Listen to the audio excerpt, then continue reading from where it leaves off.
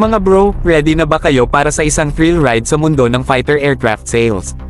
Imagine this, ang Swedish company na Saab, ang utak sa likod ng JAS-39 Gripen fighter aircraft, ay nagkaroon ng mahirap na dekada, nahihirapan makahanap ng mga buyers para sa kanilang mga slick na eroplano.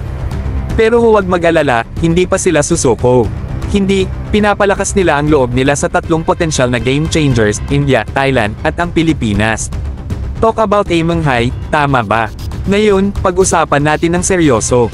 Sa isang mundo kung saan ang F-35 at Rafale ang hari, si Saab ay parang underdog, lumalaban ng may pusong matapang para magkaroon ng pwesto sa langit.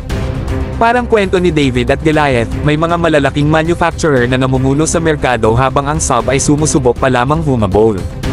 Pero, huwag baliwala ang lakas ng determinasyon at pagiging maabilidad. Kahit Swedish company ang Saab, nakikipaglaban sila sa mga higanti sa European fighter aircraft market. Ang F-35, na ginagawa ng Lockheed Martin, ay malaki ang impluwensya, patuloy na nagbibigay ng malaking epekto sa kompetisyon.